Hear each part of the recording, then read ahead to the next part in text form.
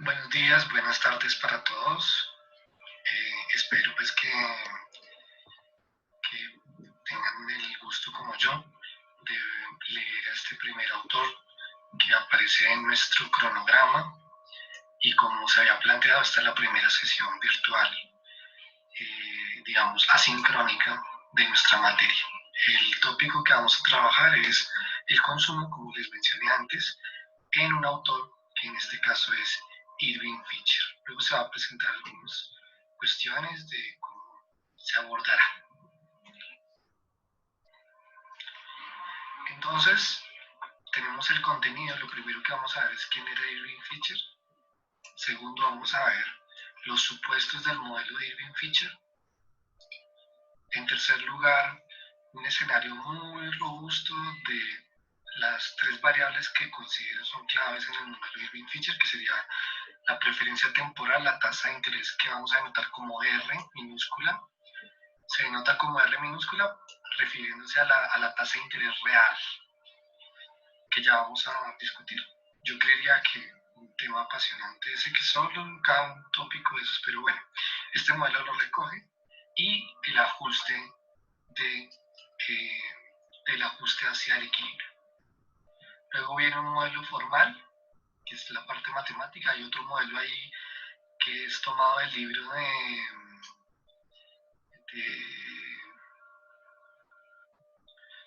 el libro de Sorensen, de macroeconomía avanzada, del cual ustedes pueden, digamos, chequear los resultados. Ya vamos a ir mencionando. Luego se presenta cómo se ajusta el modelo ante cambios del ingreso y de la tasa de interés, y qué significa eso fundamentalmente. Vamos a cerrar haciendo unas influencias que tuvo este modelo hacia adelante y logros, digamos, y luego vamos a cerrar también con unas críticas al modelo que nos abre la puerta a otros autores.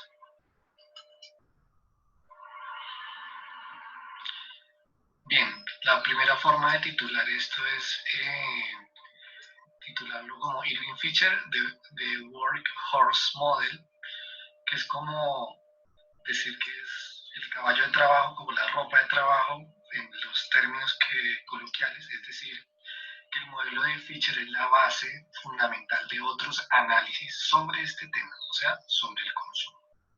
Y es la importancia que se le da a este autor. Luego la vamos a ir entendiendo conforme va avanzando el curso.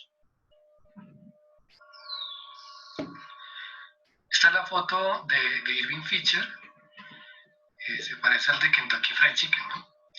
Irving Fisher es un economista estadounidense que vivió a finales del siglo XIX y comienzos del siglo XX, vivió la crisis del 29 y algunos otros escenarios muy particulares de la economía mundial.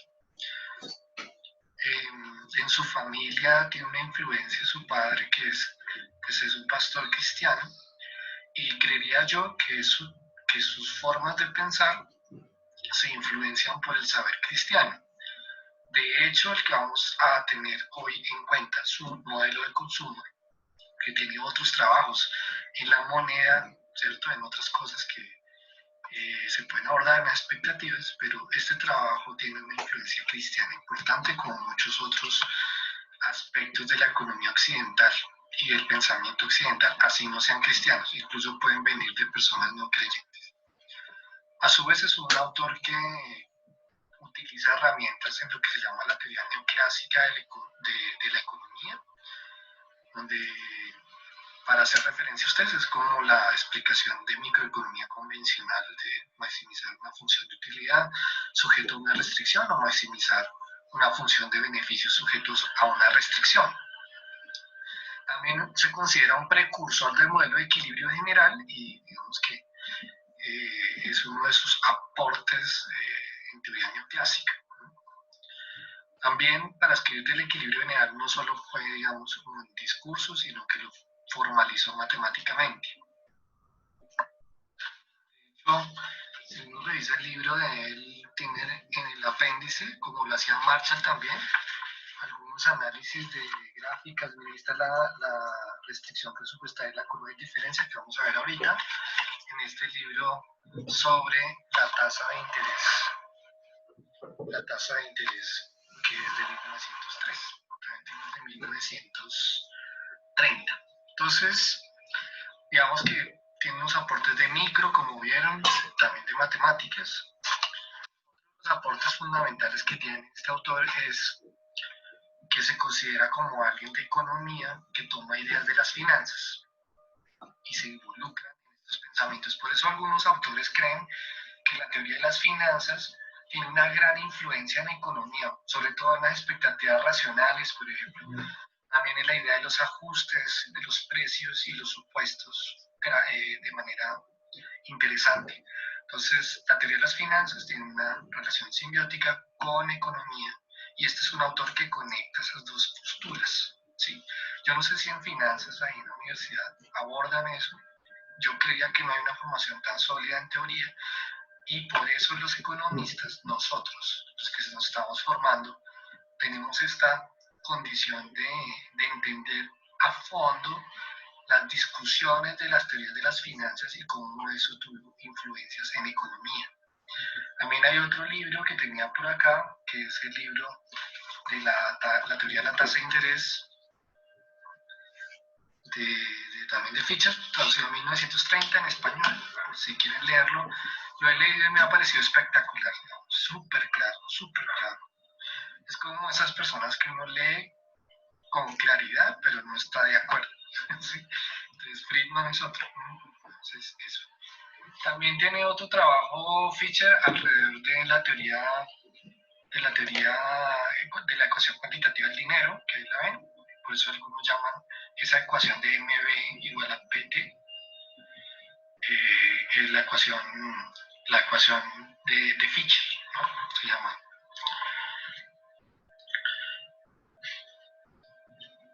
Fischer es un continuador y crítico de von Bauer y buena parte de lo que vamos a discutir viene la teoría de la tasa de interés del capital y de la inversión de von Bauer, que es otro autor fundamental en macro y en micro, digamos.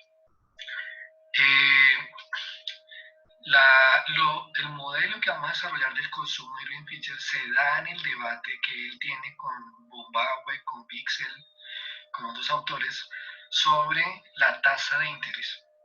Curiosamente, la tasa de interés es la variable fundamental en la teoría del consumo, ¿sí?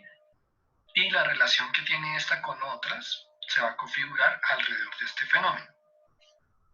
De hecho, el consumo juega una parte fundamental y la otra es cómo invertir los recursos que se liberan y no son consumidos, o sea, llamado el ahorro. ¿Sí? Entonces, es eso. ¿Listo? Bien. O sea, son dos, como la oferta y la demanda, en la teoría microeconómica. De esto viene que nosotros saquemos la función de ahorro con la teoría de consumo, luego viene la idea de la inversión empresarial de cómo invertir esos ahorros y ahí se determina la tasa de interés completamente. Eso lo vamos a abordar luego más adelante en lo que se llama los mercados de fondos prestables. Tendremos que retomar esta explicación que vamos a hacer hoy y luego avancemos.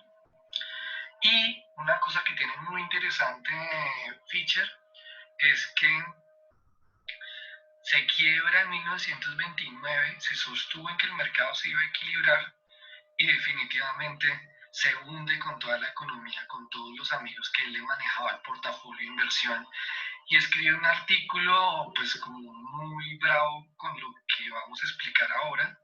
Es un Fischer decepcionado de todas las ideas microeconómicas y de equilibrio y dice pues que definitivamente hay que revisar un montón de condiciones, particularmente las de los ajustes de corto y largo plazo.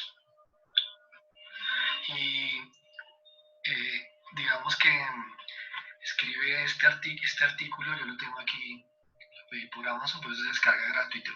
Se llama The Deflation Theory of the Great Depression, y escribe este libro que es Booms and Depressions. Y, digamos, cuenta que el problema del sistema es que se puede sobreendeudar. Y el sobreendeudamiento no viene de fuera del sistema, sino que el mismo ciclo económico causa los sobreendeudamientos. generando recesiones recursivas, ¿no? Digamos como que se repiten. Entonces, este autor termina siendo un precursor de un autor, digamos, heterodoxo, conocido como Hyman Minsky, que si quieren estudiar las recesiones a partir de crisis financieras, pues es una de las obligaciones de lectura, ¿no? Y que vamos a leer también este curso. Entonces Fisher termina siendo alguien que menciona que los sobreendeudamientos causan las crisis, sobre todo se viene cuando la gente decide liquidar sus activos para pagar las deudas. Y eso hace que los precios de las cosas bajen, y al bajar el precio de las cosas, pues se llama deflación, debt deflation. Entonces la deflación sucede que incrementa el tamaño de las deudas en términos reales, o sea, tocaría producir más, trabajar más para pagar la deuda contra el sistema financiero, y eso hace colapsar y hace más difícil el retorno a una recuperación. Yo creería mucho, podría anticiparlo, digamos que en la situación de pandemia que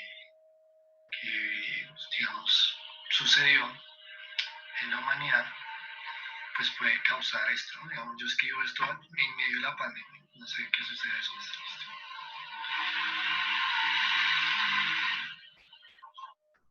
Bien, en este caso quisiera arrancar con una cita de su influencia, como mencioné, del padre, digamos, en Fischer, y en la teoría económica, pues hacia adelante. También yo creería que el rol del conservadurismo en la forma de manejar todo, que es esta cita de Génesis 41, 35, 36, de la Biblia católica. Entonces, si ustedes ven, dice: junten toda la provisión de estos buenos años que vienen y recojan el trigo bajo la mano del faraón para mantenimiento de las ciudades, para los 7 años de hambre que habrá en la tierra de Egipto.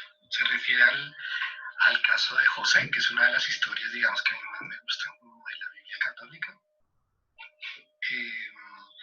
y que relata esta visión del faraón de 7 vacas gordas y 7 vacas flacas, que sería como 7 años de abundancia, las vacas gordas, y 7 años de recesión y de escasez y de crisis en las vacas flacas.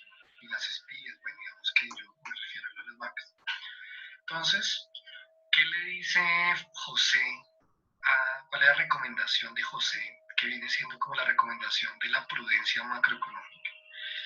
Y es que debe ahorrar la producción en las vacas gordas para poderla consumir en las vacas flacas. Es decir, ¿qué es lo que debe hacer la sociedad de Egipto? Debe ahorrar la producción de un periodo, que vamos a llamar el periodo 1 de vacas gordas, y transferirla al periodo 2 para que la escasez no sea tan severa. O sea que habría que hacer un sacrificio de consumo en el periodo 1 de vacas gordas, no consumir todo lo que podríamos haber consumido, ahorrar y transferir esto a el periodo 2. Esa historia también la pueden encontrar en el libro de Daniel Defoe sobre Robinson Crusoe, que es un libro de literatura. Entonces Robinson Crusoe tiene que sembrar para poder sobrevivir, que dura más de 20 años varado en esa isla, ¿no? Y Robinson Crusoe enfrenta un embate de una tormenta, y la tormenta acaba con casi todos los cultivos. Él puede consumirse todo de una vez y vivir bien ese periodo, pero se queda sin semillas para reproducir los cultivos. Entonces se ve enfrentado a una disyuntiva, y es que debe no consumir todos los recursos que tiene para sembrar y para consumir, agrícolas, estamos hablando. Y en definitiva, no consume esto porque los quiere sembrar, o sea, como invertir. Por eso, una primera definición que nace de esta idea de intertemporalidad en la transmisión de recursos de un periodo a otro, está la idea del ahorro como una virtud, que también me parece es una herencia de las religiones, no solamente de la católica, o sea, un poco el principio del ayuno. O sea, ser conservador en el consumo significa reservar recursos para transferir al siguiente periodo. Entonces, si yo no consumo, estoy ahorrando. Y el ahorro se entiende de inmediato como inversión. Es sinónimo. Estoy dando una definición de ahorro y espero la estemos notando. El ahorro es un sinónimo de inversión de una, porque esta es la definición que da Irving Fisher literal en el texto. Es el ahorro, la separación de recursos para invertir. O sea, lo que no se comió Robinson Crusoe ni la sociedad egipcia para poder reproducir al otro lado, en el otro periodo. En la sociedad egipcia es como atesorar, que también es una inversión en sentido de transferir al otro periodo. Y digamos que no es la idea tan precisa de inversión en el caso de Egipto, pero sí es muy precisa en el caso de Robinson Crusoe. De hecho, el libro de Robinson Crusoe, de Daniel Defoe, es uno de los libros y de los textos que más se referencian en economía, particularmente la teoría neoclásica, por principios como este. La idea de intertemporalidad, la idea de que hay un solo agente que decide todo, la idea del ahorro en términos reales, la idea de que no hay dinero para hacer transacciones. Todo eso funciona perfecto para la explicación neoclásica. ¿Listo? Podemos avanzar entonces. En esta diapositiva entonces aparece un tema que son los supuestos del modelo de Irving Fisher, que básicamente son los siguientes. El primero es que el escenario en el que se desarrolla su teoría es la idea de la teoría del capital, la formación de capital. Por eso es tan importante la idea de inversión y ahorro, que colocó ahí como IIS, en la definición misma de lo que he dicho ahora. Para que una sociedad acumule debe ser prolífica, es decir, debe ahorrar, ¿sí? Y a su vez, bajo esa discusión estaría la tasa de interés, como una de las variables que entran dentro de ese plano. A su vez, es una cosa muy interesante y es que Fisher trata de desarrollar toda la teoría del consumo para explicar la tasa de interés. Y ustedes dirán, bueno, y la tasa de interés luego no tendrá que ver con el dinero, con el crédito, el sistema financiero. Y aquí no hay ninguna idea de sistema financiero ni de moneda, sino que son las decisiones de consumir de los individuos, así como hicieron los egipcios en la historia de la Biblia, o Robinson Crusoe en la historia del libro de Daniel Defoe. Lo que define la tasa de interés es esa disposición a sacrificar consumo presente y futuro, lo cual define el nivel de ahorro, a su vez cuánto se invierte y por lo tanto cuánto se acumula de acuerdo a lo que ya tenía acumulada esa sociedad o ese individuo. Entonces, eso es un supuesto, digamos. El tercero, que es fundamental también, tiene que ver con la idea del análisis intertemporal, que es un análisis donde se reconoce que las decisiones de consumo, y si se quiere también las decisiones de inversión o las de producción, no se toman en un solo periodo, sino que se toman con la información de muchos periodos. Lo que sucede en un periodo y otro influye en los demás, ¿sí? Entonces, esa idea de temporalidad es la que se incorpora. Entonces, las decisiones que yo tome hoy tienen consecuencias sobre el futuro y fueron basadas también en ese futuro que yo preveo. De todas maneras, a pesar de que suene como si permitiera que el tiempo entrara en la explicación de economía, termina siendo un análisis estático, porque digamos lo que se hace es asignar una renta que se supone es conocida de toda la vida.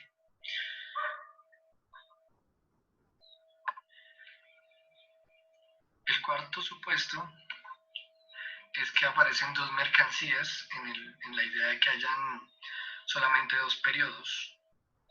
Entonces aparece el consumo del periodo 1 y el consumo que se hace en el periodo 2, y por lo tanto el ingreso del periodo 1 y el ingreso del periodo 2, que son sinónimos, porque en esta teoría la gente debe consumir todo lo que gana. Entonces, el consumo del periodo 1 y el consumo del periodo 2 se refieren a dos mercancías que, a pesar de que sea la misma mercancía, como está en distintos periodos de tiempo, se supone diferente dentro de las definiciones neoclásicas de cuál es una mercancía u otra. O sea, una Coca-Cola no es la misma Coca-Cola hoy que en 100 años, cuando no exista azúcar por el cambio climático o el calor que haga tan impresionante a mí, si es que todavía hay vida.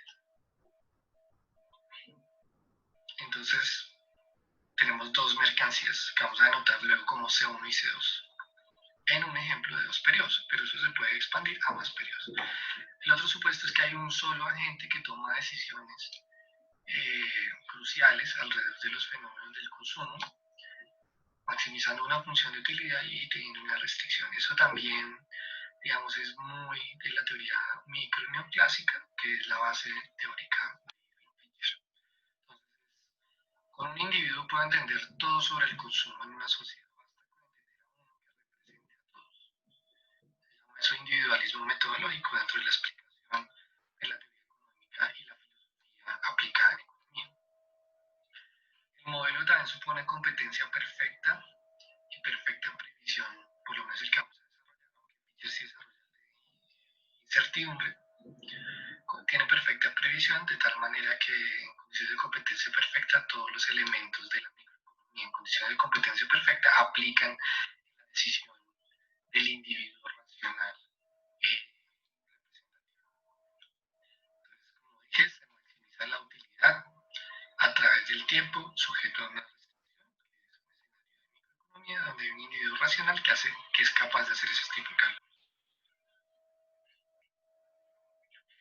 Pues la solución del mercado determina una tasa de interés de equilibrio, por lo menos transitoria, del lado de esta parte de consumo ahorro, y luego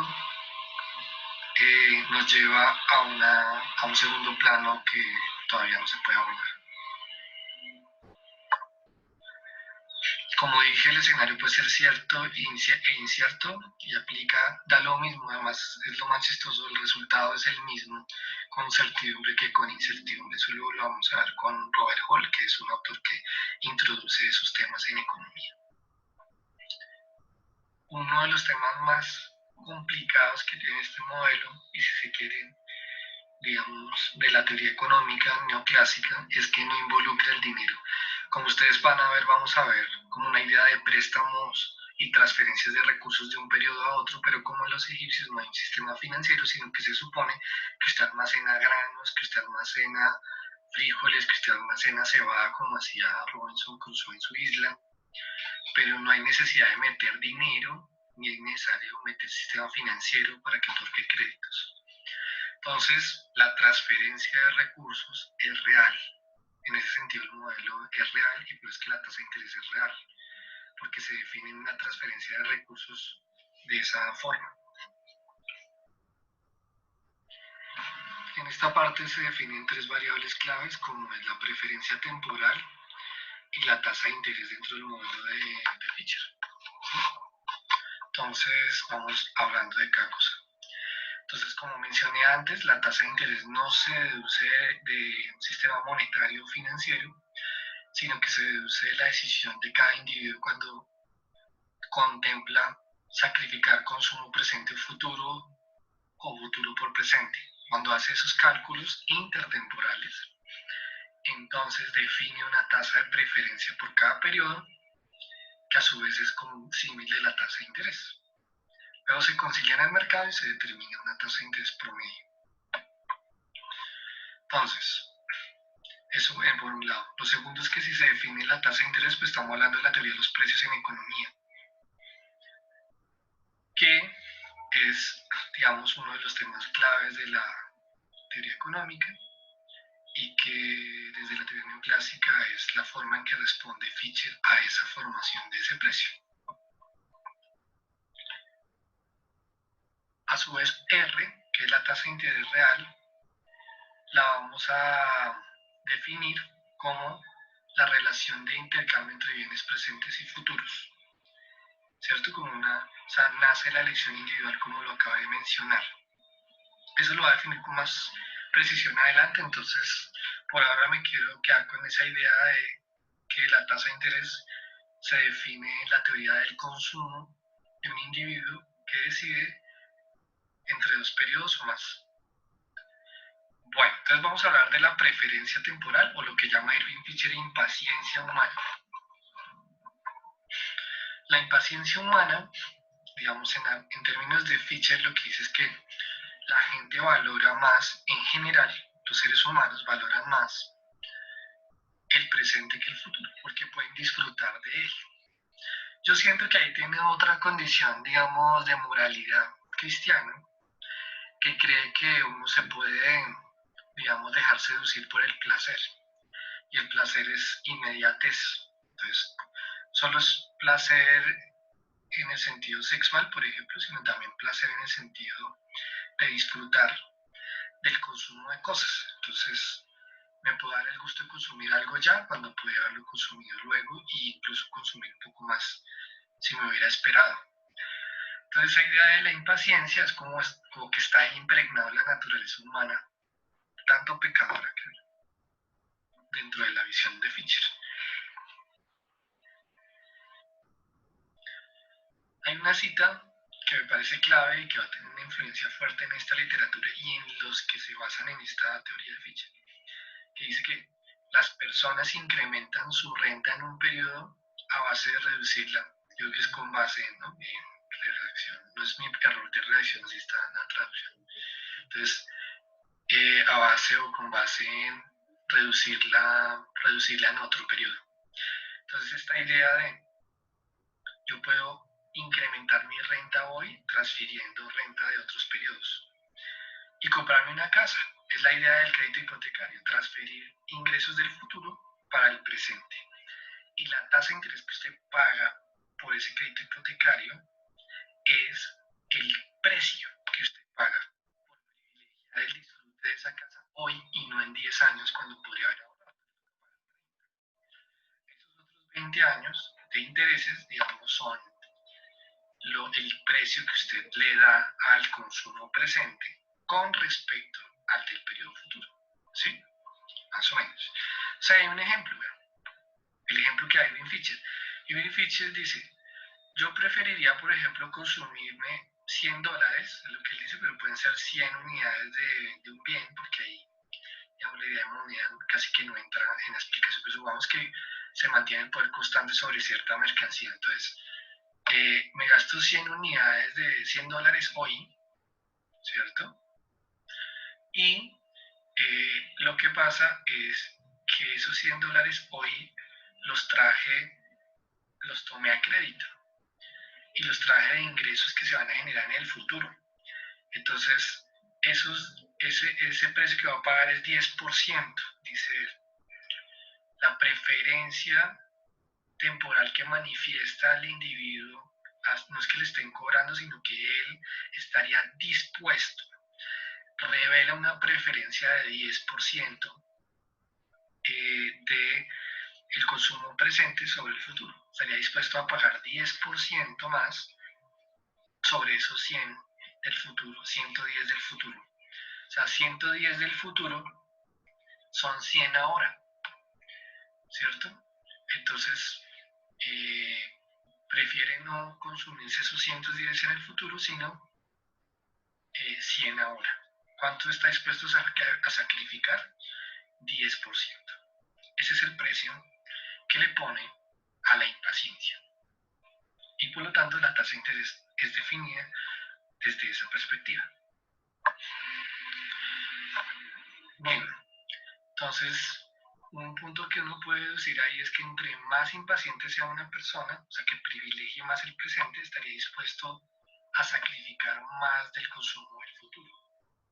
Entonces la tasa que está dispuesto a sacrificar es la preferencia, la tasa de preferencia o como si se pudiera decir como una tasa de interés interna o individual al consumo presente sobre el consumo futuro.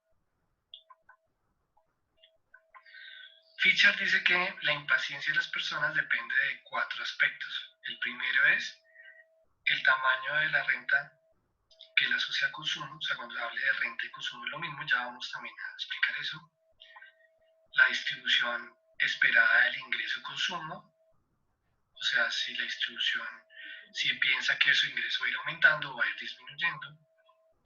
La composición de lo que consume, qué tipo de cosas consume, y si incorpora el riesgo de consumir más o menos en el futuro porque no sabe qué va a suceder. Como les mencioné, los últimos ítems los podemos explicar un poquito mejor. Entonces, cuando dice Fisher que el monto de la renta es importante para definir la preferencia, es como los ingresos o recursos que usted tiene para consumir determinan qué tan impaciente es. Entonces, entre más pocos recursos tenga para consumir, pues más impaciente es. El ejemplo es una persona pobre que privilegia el presente sobre el futuro, pues porque no le queda de otra. Entonces, su tasa de preferencia es más alta por el presente. Siempre Fischer habla de la tasa de preferencia, pero está hablando del periodo presente sobre el futuro. El punto B, habíamos dicho que la trayectoria de los recursos determina qué tan impaciente es. Entonces, un ejemplo sería, si usted considera que su ingreso va a ir aumentando a través del tiempo, entonces está dispuesto a consumir más, o sea, a transferir recursos del futuro hacia el presente, porque sabe que sus ingresos van a ir aumentando hacia adelante. Entonces, aumenta la preferencia temporal. El ejemplo C dice el componente de esos recursos, cómo son consumidos. Si usted privilegia alimentos, entonces la idea de los alimentos pues va a tener una, digamos, repercusión si por ejemplo se escasean. Entonces si escasean y usted ve que no consigue, entonces se impacienta y la impaciencia se eleva con la escasez sobre todo si en la canasta suya pesa mucho el alimento, ¿sí? Pero podría ser con otro tipo de rubros que pesen mucho en lo que usted consume. Y el punto D es la incertidumbre. Entonces ahí hay como que él dice que a veces el riesgo y la incertidumbre en las decisiones de consumo pueden incrementar o disminuir esa preferencia por consumir ahora. Por un lado, sucede que cuando hay riesgo, la gente acumula. O sea, si hay riesgo sobre el futuro, entonces la gente acumula hoy, ¿sí? Pero también puede pasar que el riesgo no es del futuro, sino hoy. Entonces la preferencia puede cambiar, digamos, haciendo que la gente decida consumir más hoy. En el primer caso, la gente no consume hoy, atesora y consume en el futuro, ahorra, digamos, es la idea de atesorar, ahorra, sinónimos, y consume en el periodo posterior, como en el ejemplo de los egipcios. Y en la versión esta, donde hay una guerra, una pandemia, la gente pues como que consume todo al comienzo, ¿sí? Digamos, es un poco lo que él dice, que privilegian consumir ahora porque no saben si van a vivir después, ¿sí?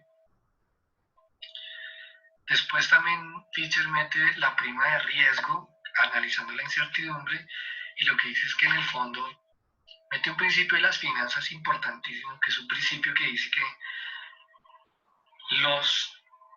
las inversiones que se hacen en factores volátiles como las acciones deberían dar mayor rentabilidad que las que se invierten de manera conservadora, por ejemplo en un CDT. Su tasa de interés es más baja. La rentabilidad de una acción es más alta, pero también es mucho más riesgoso. Entonces lo que dice Fischer es que no solamente los recursos del futuro deberían ser traídos a valor presente descontándole la tasa de interés, ¿cierto? O sea, 110 del futuro dividido esa tasa de interés 10%, pues son 100 ahora, sino que también debería reconocer que si esos ingresos son de algo más volátil, a lo que yo le aposté, debería estar dividido no solamente por la tasa de interés, sino la tasa de interés más una prima de riesgo, de tal manera que los ingresos que yo proyecto hoy de esa apuesta más riesgosa terminan siendo menores. Y se acerca a la explicación A que dimos ahorita en esta diapositiva, donde dice que alguien más pobre o con menos recursos es más impaciente. Entonces él dice, es raro, es paradójico porque con las acciones usted podría obtener más ingresos, pero si quiere consumirse los ingresos de esas posibles inversiones más volátiles, pues son más pequeños hoy, porque pues son muy, muy raros saber el resultado. Y eso tiene que descontarse. ¿Sí? Entonces eso me parece interesante. En los modelos de macroeconomía lo meten y es la explicación que mete Irving Fisher. Fue lo que mencioné ahorita, eso que está ahí. Después da unas visiones de cuáles serían las razones como personales de que alguien fuera más conservador en el consumo y ahorrar, que es como una virtud. Entonces, capacidad para prevenir, que se autocontrole, que ya venga heredado de costumbres, que su expectativa de vida sea alta y larga, digamos, que definitivamente tenga altruismo y que se modere al consumo de la moda. Digamos que eso lo puse en negrita porque lo vamos a discutir en Veblen, que es un autor crítico de esto. Esta es una de las partes más interesantes de Irving Fisher, donde dice cómo se ajusta una persona y cómo se ajusta el mercado desde las preferencias individuales de tiempo con la tasa de interés vigente. Entonces, miremos, estas gráficas son tomadas del libro original de Irving Fisher. Vamos a llamar el caso 5 y el caso 6. El caso 5 es un caso, como ustedes pueden ver, una línea punteada como más alta, y si ven hay una X comilla y una X con 2 comillas hacia la derecha, como la primera barriguita y la segunda. En la primera barriguita, lo que estoy diciendo es que la línea más oscura, que es la que es más oscilante, que arranca en la parte de abajo y tiene como las barritas, ¿cierto? Es como el ingreso que tiene la persona y que efectivamente consume. Entonces, ese ingreso lo puede aumentar porque es alguien que prefiere tomar préstamos en el primer periodo, que es X comilla. Pero miren que después obviamente tiene que pagar eso, entonces sus ingresos son superiores a lo que consume y entonces ahorra para poder pagar esa primera deuda que contrajo en el primer periodo. El caso 6 es un caso donde los ingresos son más altos, la línea negra nítida es mayor que la punteada. Entonces en la primera parte hacia la izquierda, digamos, si uno mira horizontalmente el tiempo, de izquierda a derecha aumentando el tiempo, entonces en el primer periodo, digamos, decide prestar y después disfrutar de los intereses que le den consumiendo más, por eso eleva su consumo. Las cosas interesantes de esto es que se transfiere recursos tanto del presente al futuro, del futuro al presente, de acuerdo a los gustos de la persona por, digamos, uno de los dos periodos. ¿Cómo sucede esto? Y al final genera una suavización de la línea punteada, se vuelve más suave. Y eso también va a tener unas consecuencias, luego lo vamos a ver con Friedman. Entonces, primero, Fisher asume que como hay competencia perfecta, el consumidor representativo asume una tasa de interés. Está dada. Toma ese precio como dada. Abre el periódico y dice, la tasa de interés es 5%. Listo. Entonces, a su vez debe revisar esa tasa de interés 5% contra su tasa de preferencia intertemporal. Entonces, por ejemplo, yo puedo decir que la tasa de preferencia intertemporal de una persona es 10%, que sería el ejemplo del caso 5 en la gráfica, y que viene con el ejemplo que dije antes en las diapositivas.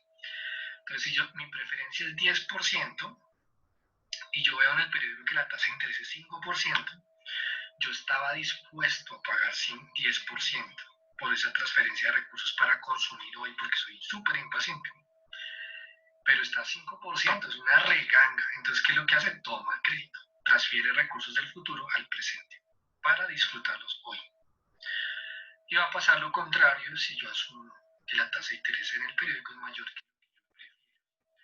Entonces, en lugar de pedir prestado, ahorro y a plazo consumo, disfruto de esos intereses en el futuro con un mayor costo.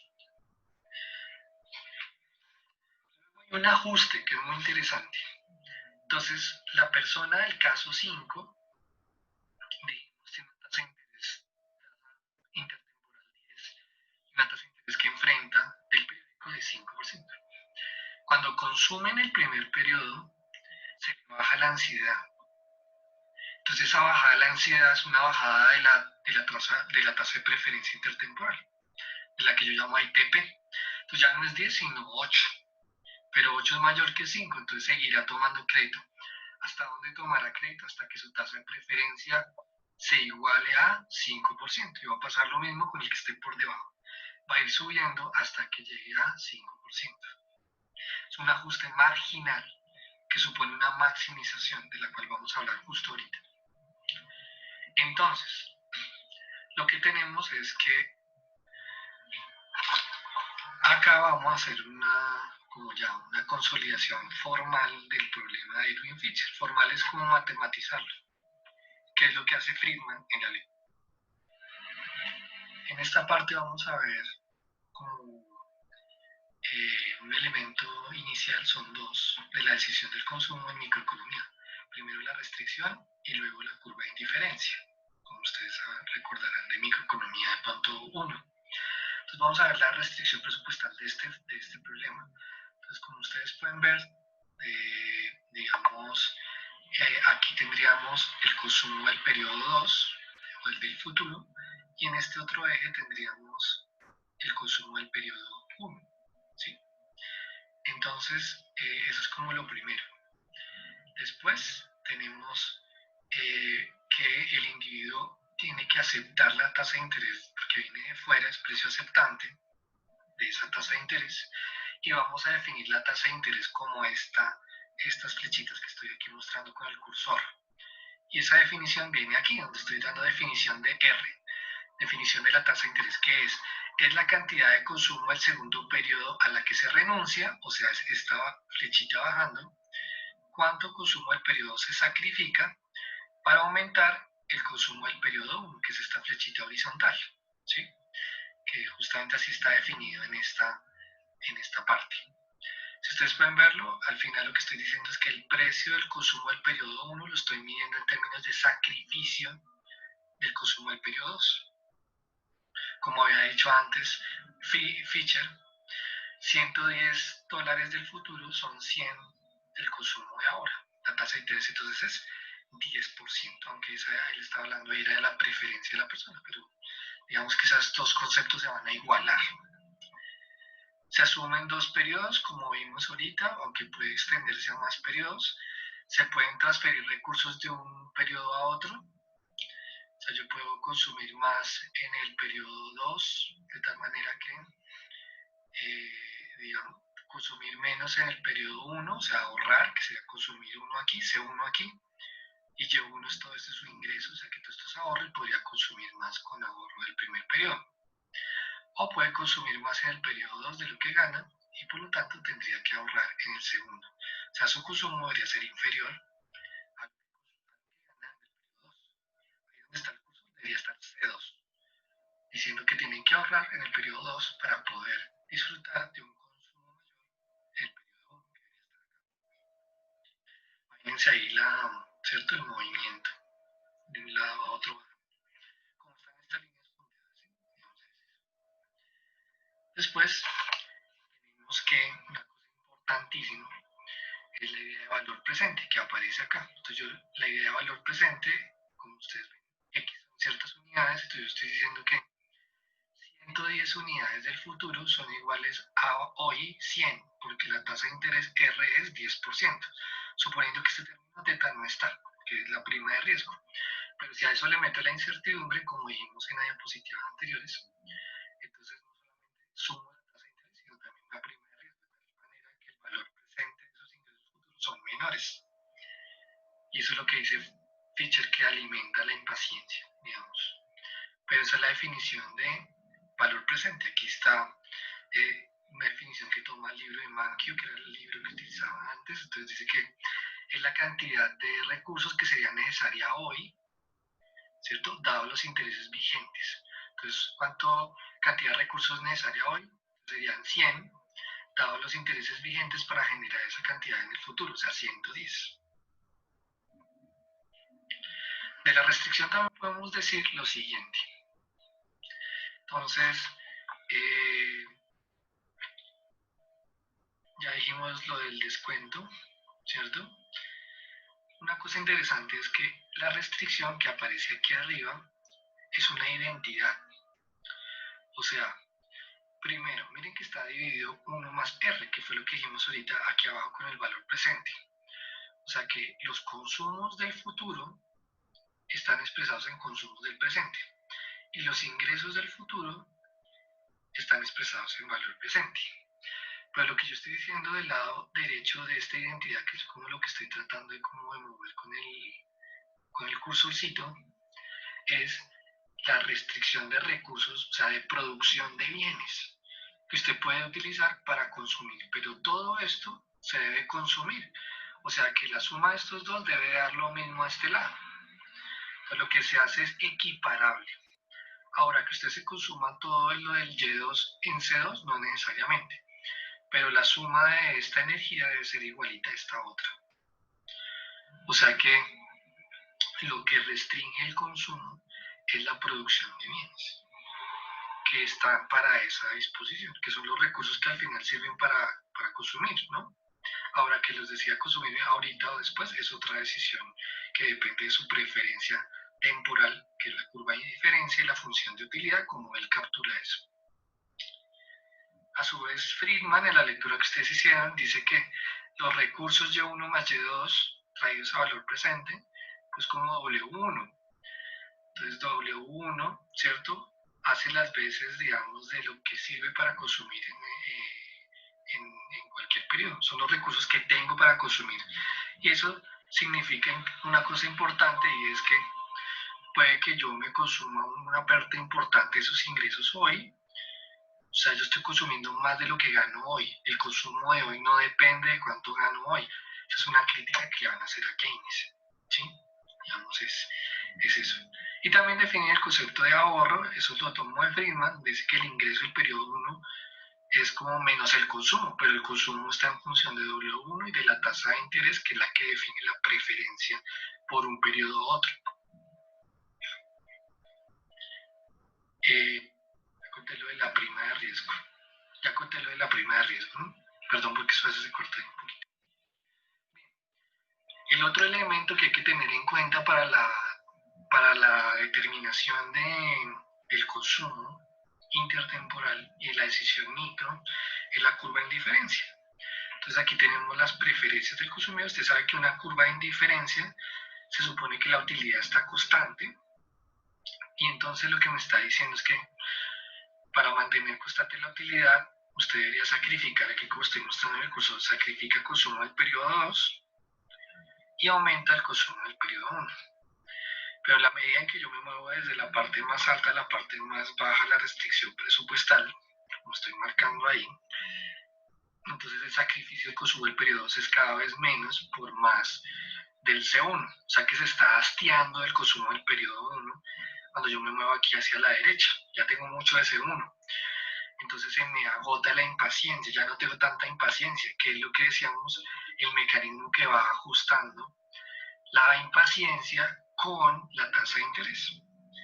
Porque dependiendo de dónde se ubique, se va modificando.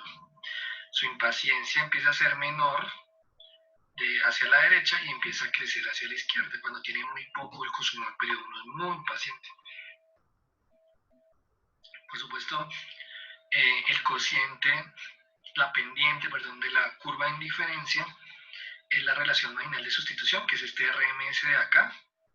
Se supone que está bien comportada esa función de esa curva de nivel de la función de utilidad, que es la curva de indiferencia.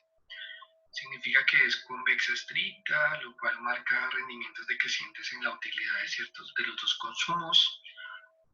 No está saciado de los dos, por eso consumir más de los dos eleva su utilidad, que es alcanzar una curva de nivel más alta o una curva de indiferencia más alta.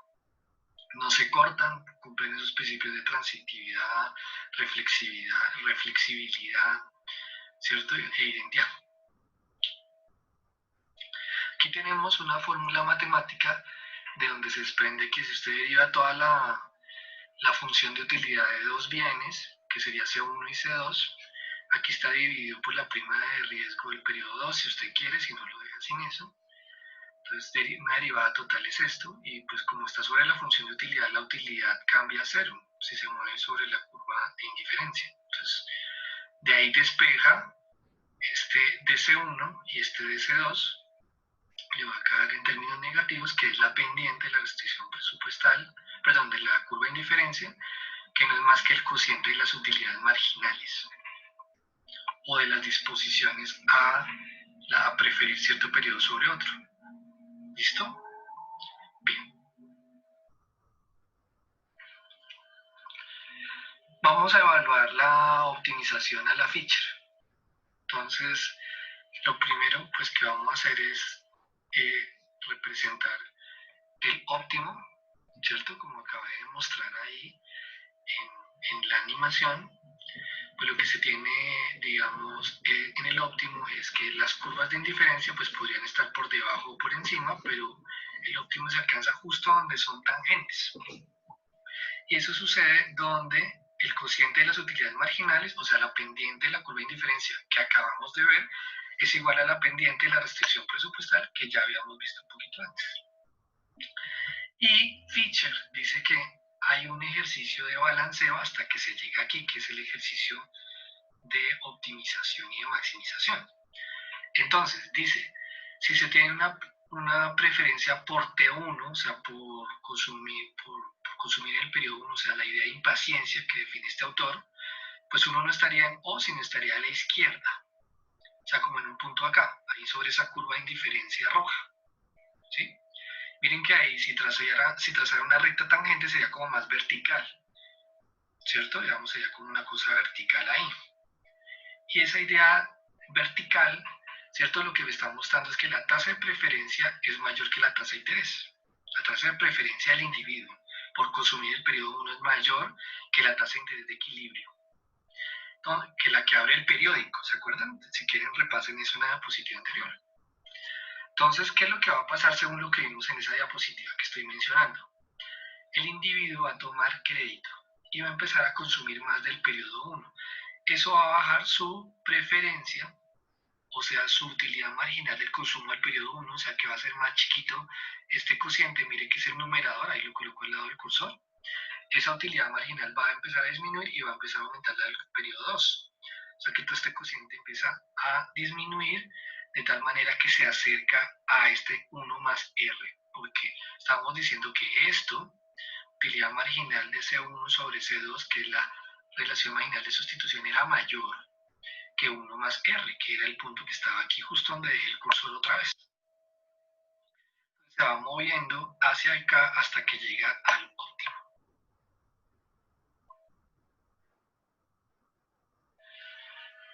Acá voy a tratar de representar otra forma de hacer el óptimo con un ejemplo que encontramos en el libro de Sorensen ¿cierto? De Introducción a la Macroeconomía Avanzada, que era uno de los libros que se utilizaba antes en el curso y que pues, puede ayudar si ustedes quieren revisarlo. Entonces, miren que acá pues, voy a hacer el cursor B1, es la riqueza financiera real, donde B1 se define como el ingreso que no tiene fruto del trabajo. Por ejemplo, usted tiene una propiedad y la arrienda, entonces B1 es eso.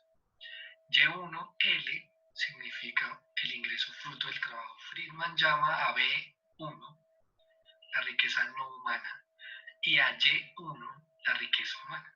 ¿Sí? Miren que también metemos los impuestos, que sería T1, que es el de descuenta de lo que uno gane, y el consumo que se haga en ese periodo para definir ciertas variables. Tenemos una función de utilidad aditiva de un C1 más la utilidad del segundo periodo dividido 1 más teta. Aquí teta no es la prima de riesgo, sino que teta viene siendo la tasa de preferencia intertemporal, o sea, la impaciencia que dice Fischer tiene. Entonces miren que si teta crece, pues la utilidad del segundo periodo disminuye y le estaría dando más peso a la del primer periodo. Es una forma de arreglarlo en este modelo. Estas de acá lo que indican es que se comporta bien la función de utilidad. Sus utilidades marginales, la de C1 y la de C2, son crecientes conforme aumenta el ingreso de cada una. La segunda derivada con respecto a ese ingreso de C1 y C2 pues es decreciente, o sea que tiene utilidades marginales decrecientes, y la prima del coeficiente de preferencia temporal es mayor que 0, o sea que tiene privilegios por el primer periodo en cierto modo. Luego tenemos acá la restricción, como la va a armar estos autores de Sorensen y Jacobsen, me imagino. Entonces, lo que tenemos es B1 más Y1, que es lo que tiene de ingresos en el primer periodo, menos lo que tiene que gastar, impuestos y consumo. Tendría que ser como una noción de ahorro en el primer periodo. Obvio que si no ahorra, si no desahorra, eso debería ser negativo, es este primer tema.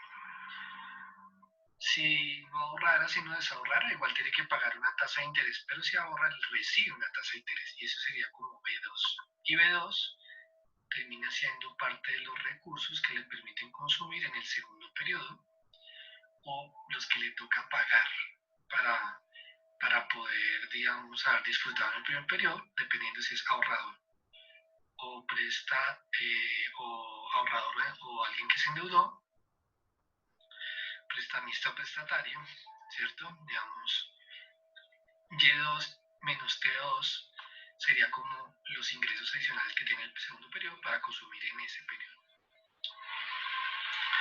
De esta 3 usted reemplaza 2, este B2 que está en la condición 2 lo reemplaza aquí en B2 y queda esto que está aquí en rojo.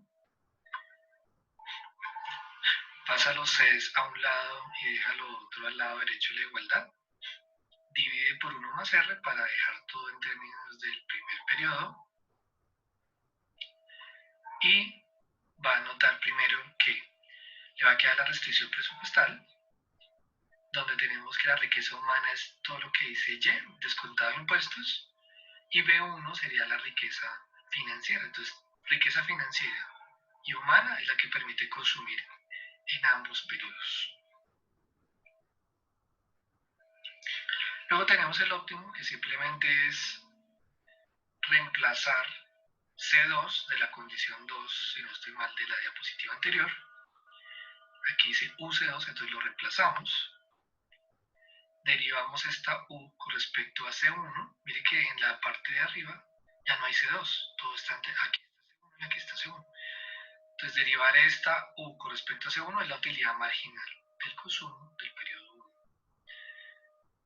Aquí esto está un poquito más cerrado, pero usamos este menos que antecede al C1, por eso aquí dice menos.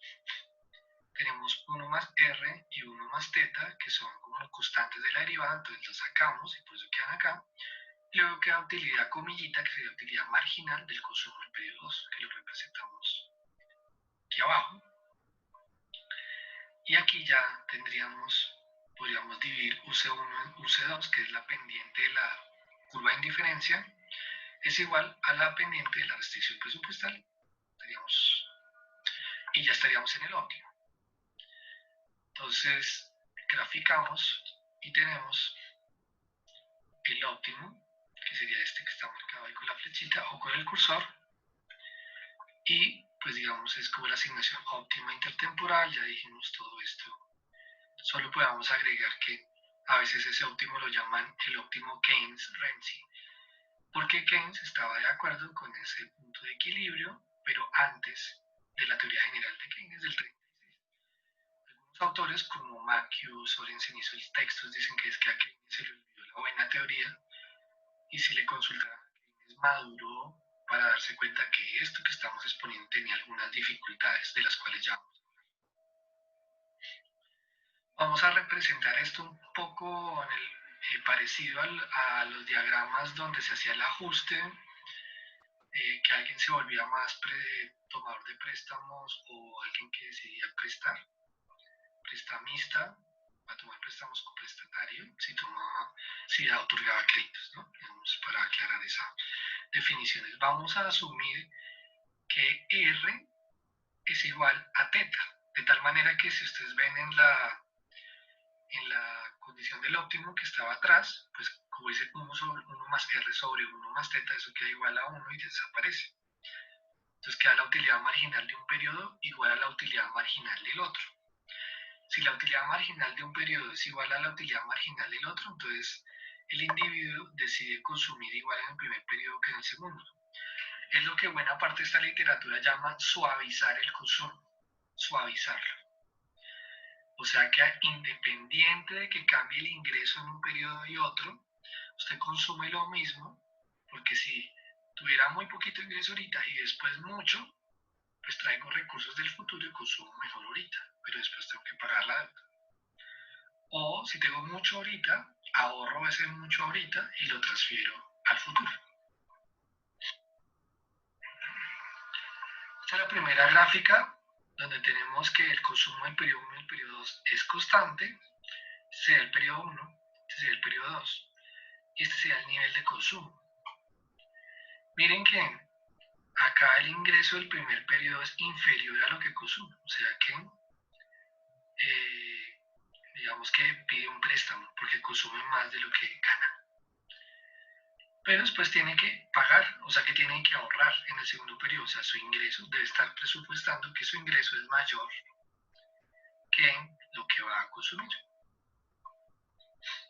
Pero también podría pasar que si su preferencia es distinta, sea alguien que prefiere ahorrar y desahorra en el segundo periodo. ¿Listo? El primer caso es representado típico para escenarios donde la gente toma crédito para consumir, crédito hipotecario, por ejemplo, y este segundo es muy típico para hablar de los sistemas pensionales.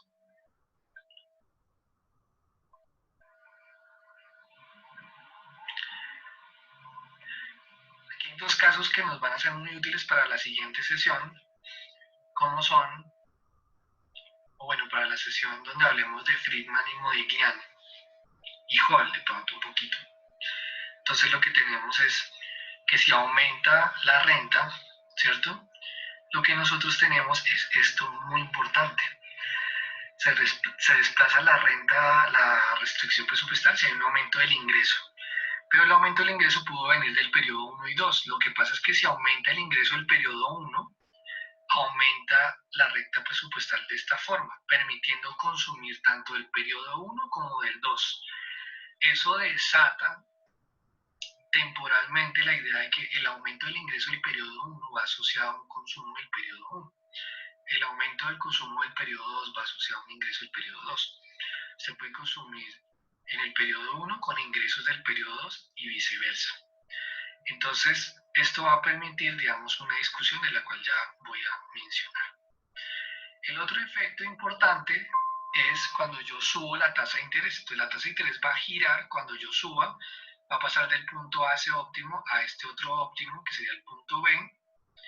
Y si ustedes ven en condiciones normales, lo que va a pasar es que va a consumir menos en el primer periodo cuando sube la tasa de interés, por lo tanto va a poder consumir más en el segundo, por las razones que ya hemos expuesto, y además que la restricción gire y se vuelva más vertical, lo que está indicando es que si sube la tasa de interés, obviamente la tasa de sacrificio permitida por el sistema es sacrificar mucho el periodo 2 por un poco de 1, o al revés, disminuir el consumo del periodo 1 me va a permitir consumir mucho más en el segundo. Cuando los racionales individuos de este modelo entienden esa segunda parte que acabo de decir, de que la subida de la tasa de interés le permite hoy, si ahorra hoy, consumir más en el futuro, pues consumir más en el futuro significa sacrificar consumo hoy para poder hacer ese disfrute en el futuro. El prudente, el conservador, tiene, digamos, un premio en el consumo futuro, que es la tasa de interés adicional. Pero esto tiene unas consecuencias importantísimas, como voy a mencionar ahorita. La primera, que se desprende de esta explicación que acabo de decir de la subida de la tasa de interés, es que si usted sube la tasa de interés, consume menos hoy, pero eso es un sinónimo de que ahorra más hoy, ahorra más hoy. Entonces mire la relación que estoy diciendo, si yo subo la tasa de interés, ahorro más. Si usted graficara la tasa de interés contra el ahorro, que aquí es definido como consumo que se aplazó, entonces va a tener una relación positiva. Y esa la vamos a ver en unas clases más adelante, como la curva de oferta de fondos para prestar, que es lo que después Irving Fisher va a decir que son los fondos que se toman para decidir cómo invertir, como lo que hace Robinson Crusoe en la isla. ¿Qué hace con los recursos que liberó aguantando hambre? Pues porque tenía muy poquito. Sembrarlos. ¿En qué productos? Eso es como parte de la definición. Habría que sí, pero el punto es que la función de ahorro de la economía nace del sacrificio de consumo presente. Es muy importante, porque si lo que yo estoy diciendo es que para ahorrar más y acumular más capital y producir más en el futuro, que eso es algo que se nos viene con una explicación mucho más poderosa en unas clases más adelante. Para poder hacer eso, de acumular más y tener más producción en el futuro, hay que ahorrar hoy. Pero ¿cómo hago eso ahorita? Consumiendo menos. Entonces esa idea de que el sacrificio hoy de consumir menos me va a permitir un mejor bienestar en el futuro se traslada incluso cuando dicen en las políticas fiscales que hay que cobrar más impuestos hoy para poder disfrutar de un bienestar más alto en el futuro, o que hay que sacrificarse sangre, sudor y lágrimas hoy para disfrutar de un futuro mejor. Esos son argumentos de economistas en tiempos de crisis, son argumentos cuando se dice que debe ahorrarse consumiendo menos. Keynes va a ser un gran crítico de eso, pero un gran crítico de eso. Para Keynes, consumir va de la mano con ahorrar, o sea, no es un efecto de suma cero. Si usted consume más, ahorra menos, dicen estos autores, dice Fisher. Si consume menos, ahorra más. Keynes dice, si consume más, ahorra más. O si consume menos, ahorra menos. ¿De dónde saca esa idea Keynes? Entonces vamos a presentar a Keynes cuando corresponda, pero es una de las cosas interesantes. En esta otra parte donde estoy señalando en el cursor, lo que tenemos es que se va a generar una discusión con Friedman y Modigliani contra Keynes, basado en esta gráfica de Irving Fisher, en una cosa que ellos llaman el enigma del consumo. Entonces, como ustedes ven, si aumenta el ingreso de cualquier periodo, aumenta el consumo de cualquier periodo. Entonces, lo que dice Friedman y Modigliani a partir de esta gráfica de Fisher es que si usted suma las dos utilidades marginales, debe dar 1, la utilidad marginal del consumo del periodo 1 y la del periodo 2. O sea, el ingreso aumentó 100 en el periodo 1. Usted puede consumirse 50 de esos 100 en el primer periodo, o sea que sería la utilidad marginal 0.5, aumentó el ingreso 100, pero usted se consume 50, y en el otro periodo va a ser los otros 50. Entonces la utilidad marginal también va a ser 50. 0.5, perdón. Entonces si suma 0.5 y 0.5 le va a dar 1. Y ahí ellos dicen que Keynes tiene razón cuando da 0.5, pero no cuando da 1. Keynes no ve cuando da 1 y comete un error gravísimo ahí, del cual vamos a hablar. Lo llaman el enigma del consumo. Esta es una de las partes más interesantes del trabajo de Fisher, y es como las influencias y discusiones que se generaron a partir de esto. Entonces, lo primero que tenemos es que hay una relación directa de diálogo con Keynes en 1936, el que critica, Keynes es el que critica esto. Porque este modelo de Fisher dice que la demanda no altera variables reales. Particularmente, imagínense cuando usted toma decisiones de consumir más, no afecta la restricción presupuestal. O sea, cuando el individuo consume, se supone que se toma esa decisión sobre una recta presupuestal que está quieta. Keynes dice, eso es válido para un individuo, pero cuando hay muchos individuos, cuando van y consumen todos, pues el ingreso de toda la sociedad podría incrementarse porque estimula a los empresarios a producir y a vender. Entonces no es cierto que sea independiente el movimiento del consumo y de la curva de indiferencia de la restricción presupuestal.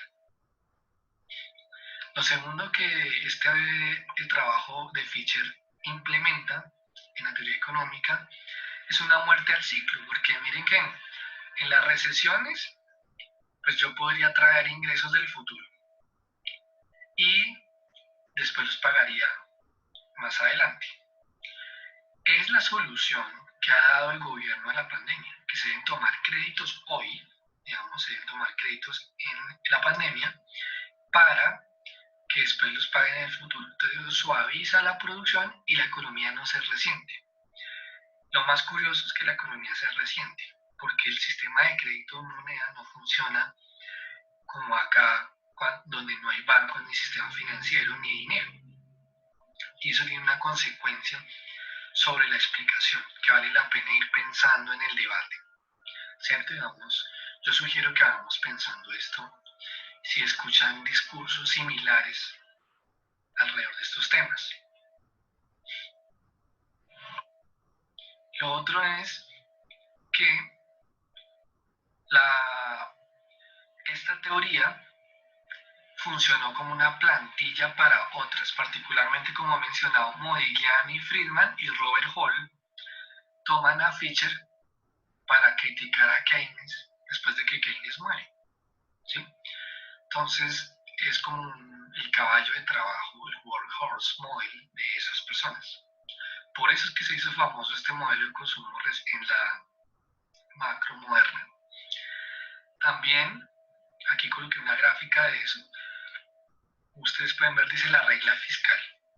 Entonces, la regla fiscal lo que dice es que el gobierno tiene que comportarse como el individuo de Irving Fisher, o como el faraón en la historia de la Biblia, ¿cierto? Y como acabé de mencionar, debe ser ahorrar en las vacas gordas y desahorrar en las vacas flacas para suavizar el consumo.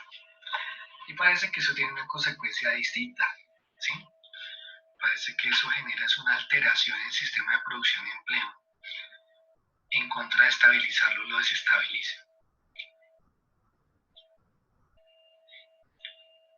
Otro punto es que este modelo de Fisher, cuando se le aplica la incertidumbre, realmente la ignora totalmente.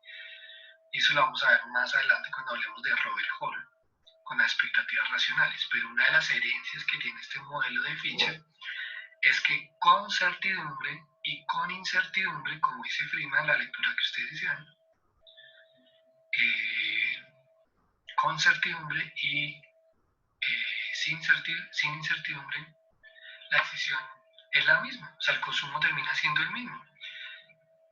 Parece que lo más importante del consumo y de las decisiones económicas no se altera por las expectativas y por el riesgo futuro. Yo creería que eso también es para que lo reflexionen. Yo ojalá quisiera que repitieran eso que acabo de decir, si ustedes consideran que eso es cierto en economía, pues resulta que los que manejan expectativas racionales consideran que eso es así. Y lo otro es que para explicar un fenómeno macroeconómico utilizan herramientas micro, lo cual se llama microfundamentación. Y esa es la base de la macroeconomía que gobierna en estos tiempos la teoría económica. Y es basada en trabajos como el de este autor, Irving Fisher. Y cierro diciendo, tal vez una parte muy interesante, que son las críticas a este modelo. Entonces, primero, es una cosa que se llama falacia de composición. La falacia de composición sucede cuando alguien infiere un resultado agregado a partir de una parte. O sea, que lo que es válido para un individuo es válido para todos al tiempo. Uno puede inferir, por ejemplo, que lo que le suceda en términos de justicia a un individuo es válido para toda la sociedad. Y ya me imagino que a qué también, qué ejemplo me estoy refiriendo. Pero también podría decir lo siguiente, podría decir que si una persona consume, pues no afecta a su ingreso, por eso debe someterse a su ingreso para definir cuánto consume. Restricción presupuestal y curva de indiferencia. Pero si muchas personas consumen, las empresas venden y al vender producen más para reaccionar a esa mayor demanda. Y al producir más, generan más ingresos, y más ingresos pues permiten a muchas personas tener trabajo, por ejemplo, o ganar más, y su restricción va a ser mayor. O sea que consumir más mueve la restricción, el consumo, la demanda, incide sobre el ingreso, incide sobre la producción y por lo tanto sobre la restricción, no son independientes. use pedazo. Primero, dentro de esa idea de falacia. La segunda idea es el ahorro. Como vimos en la presentación de todo el tema de Fisher, Fisher considera que el ahorro es virtuoso, pero Keynes considera que eso es desastroso si sucede que todos los individuos ahorran. Si todos ahorran, las empresas no venden, si no venden no hay producción y los ingresos se encogen. Entonces, incluso Keynes llama eso la paradoja del ahorro. Si todos decidieran ahorrar más y efectivamente ahorran más, terminan ahorrando lo mismo porque la producción se encoge. Esto a su vez lo que marca cualquiera de esos dos ejemplos o cualquiera que venga de la falacia de composición, marca que micro y macro son diferentes, o sea que no se puede microfundamentar como dije en la diapositiva anterior. Los resultados macroeconómicos se resuelven con problemas macroeconómicos y teorías macroeconómicas. Los problemas micro se resuelven con teorías micro, pero yo no puedo inferir a partir de una teoría micro problemas macroeconómicos. Eso se llama falacia de composición. El otro problema es la incertidumbre. Entonces, a Keynes lo critican que porque no tuvo en cuenta la temporalidad, como explicamos en todo la sesión de estas diapositivas. Pero la temporalidad sí es incluida en Keynes, solo que Keynes considera que pueden haber muchos futuros dependiendo de las decisiones que usted tome hoy. Entonces no es como tan lineal que usted ahorra hoy y entonces transfiere eso al futuro. Puede que ahorre hoy y el futuro sea tan incierto que no pueda gastar esos ahorros o se muera. O simplemente lo que usted hizo de ahorrar coincidió con el ahorro de un montón de gente y al final hubo menos empleo y menos producción y la situación fue lamentable en el presente. Entonces, lo que Keynes le critican a partir del modelo de Fisher, pues no tienen razón, digamos, por lo menos hay una crítica ahí del mismo Keynes y los autores que lo heredaron, diciendo que en definitiva él sí tuvo en cuenta la temporalidad, solo que la incertidumbre verdadera consiste en que pueden haber múltiples futuros dependiendo de lo que usted decida hacer hoy. Por ejemplo, lo que digo aquí en la posición B que estoy señalando con el cursor. Si la sociedad decide hacer caso de ser austera y conservadora en el gasto público, porque se comporta igual que el modelo de Irving Fisher, tienen que ahorrar en las vacas gordas. Cuando hace ahorro el gobierno deja de gastar y va a afectar la producción del empleo, afecta la demanda agregada, la reduce. Pero si siempre tiene esa visión de que tiene que ser austero, siempre en los auges y en las recesiones, por ejemplo en la crisis del coronavirus, entonces había que subir los impuestos casi de una. Ministro Carrasquilla dijo, no hay que subir los impuestos de una, no soy tan bruto, pero los voy a subir en enero. Por favor, o sea, si la economía no se ha recuperado, ni siquiera en este modelo de Irving Fisher es como sensato decir eso. Pero, entonces, si yo soy austero, lo que hago es generar, porque la economía se está recuperando un poquito y yo cobro impuestos de una, en el ejemplo que acabo de dar. Entonces, por ser austero, freno la economía y no la dejo despegar, pero para siempre. Entonces, genera una trayectoria de muchos años de producción y empleo muy precaria. Entonces empiezan soluciones como no, hay que flexibilizar las horas de trabajo, hay que bajar el salario mínimo, hay que pagarlo por horas, como dice la decana de los Andes. Pero yo sugiero que entendamos que Keynes dice que, entre otras, Keynes y Kalecki dicen que hay que incrementar la demanda hoy, el gobierno no tiene que ser austero y encima pagarle miserables a los trabajadores porque los trabajadores son los que demandan bienes y restauran la producción y el empleo. Son ellos los que crean los empleos cuando van y compran bienes. ¿Sí? Digamos, eso es importante. Es un poco el ejemplo también de la falacia y relacionando cosas. Eso que dije de como que usted genera un efecto lock-in, lock-in significa que se queda como en una trayectoria, esta es la idea de la austeridad, que al final termina incrementando de manera persistente el desempleo. Eso le pasó a España, Grecia y Portugal. La otra crítica al modelo de Fisher es que no tiene dinero, no tiene crédito en sistema financiero y por lo tanto no tiene una idea de financiamiento moderna. Tiene una idea tomada de la Biblia, donde es una economía rural sin moneda, o sea, Incluso eso suena como a una historia que no tuvo asidero real. O sea, es una historia fantasiosa, como la de Daniel Defoe. ¿Sí? Y yo ahí no sé si la de la Biblia, no estoy diciendo que sea verdadera o falsa, pero sí es una historia que en economía no está comprobada, que las economías funcionaran primero sin dinero. De hecho, los antropólogos,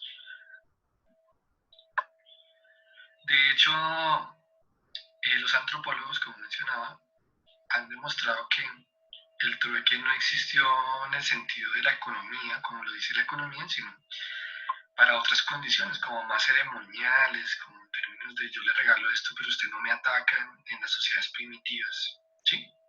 Cosas de ese estilo. Entonces, tal vez la realidad sea estudiar una economía de crédito puro, no de intercambio puro de mercancías en ausencia de dinero, que es la fantasía neoclásica. De hecho, hay una idea que es creer, digamos que creo yo también cómo funciona el sistema y cómo lo comprueban los que son banqueros, que el sistema financiero, los bancos privados y el banco también de la República puede crear el dinero de la nada. Es decir, uno puede dar crédito no sobre algo producido, como dice Irving Fisher, que tengo que tener una restricción presupuestal de bienes hechos hoy y en el futuro, sino que el crédito es algo que se crea de la nada. Es como si usted creara un billete ahorita y escribiera 2 millones de pesos con un cheque y con eso comprara bienes, pero usted no generó los bienes, generó la demanda sobre esos bienes. Pero esos bienes se van a producir no porque usted sepa que ya se van a producir, sino que usted va a incentivar la compra de esos bienes con este cheque. Entonces hay una autora que se llama Hudson Brown, Ellen Hudson Brown, que es la autora de este libro, El de la araña de deuda, que yo le recomiendo. Dice, el Estado podría crear el cheque, dárselo a las empresas para que produzcan bienes y realizar la idea de esa producción mayor en el futuro. O sea que Fisher tenía razón, pero por una casualidad, por un chimbazo. No es que yo tome crédito y que a partir de eso yo coja recursos del futuro y los pueda consumir hoy, sino que ese crédito que yo tomo me va a permitir, entre otras, producir más como empresario e incentivar la producción hacia adelante, pero también incentivar el consumo hoy. ¿Sí? Cuando es empresario y yo le doy el crédito, pues separa recursos para producir, es decir, contrata trabajadores, arrienda un local y eso ya genera una mayor demanda, que a su vez va a reponer en el sistema con una mayor producción. Incluso Schumpeter da una explicación de equilibrio general con esa idea que acabo de mencionar. Entonces es muy interesante cómo generar más ingresos. Es que Colombia no tiene ingresos para recuperar la economía en la crisis, pues puede que el Banco de la República emita dinero. Alguno dirá, ay, pero eso genera inflación. Yo lo que estoy diciendo es que el dinero se lo tiene que dar a los empresarios para que mantengan sus procesos productivos. Porque si no lo hace, la producción va a caer y de todas maneras puede haber inflación por escasez de bienes. Y ya si quiere aumentar la producción y recuperar lo perdido, entonces pues debe financiarles esa mayor producción con crédito. No, porque genera inflación. Ah, bueno, entonces cuando lo hace la vivienda, que es lo mismo, crear dinero de la nada, entonces no es inflacionario. O sea, el crédito del Banco de la República sí es inflacionario, pero si lo crea la vivienda no. ¿Seguro? Ese es uno de los debates, pero más interesantes que tiene esto, porque cuando Fisher habla de crédito y transferencia intertemporal, no está hablando de bancos. Solamente hay un individuo sin dinero, sin moneda, sin sistema financiero. Y lo último, cuando Fisher dice temporal, análisis temporal, al final no es dinámico. No es un análisis de la dinámica económica porque no está pasando el tiempo del calendario, sino es una explicación lógica, matemática en un modelo donde se supone que los recursos ya están dados y yo los tengo que asignar de la mejor manera. Es la vieja definición de economía de Lionel Robbins que dice que la economía es la asignación eficiente de recursos escasos. Pero esa es una idea de que los recursos están dados como un pastel y yo tengo que mirar cómo los consumo, si ahorita o después. ¿Listo? Un abrazo para todos, espero haya sido de su agrado.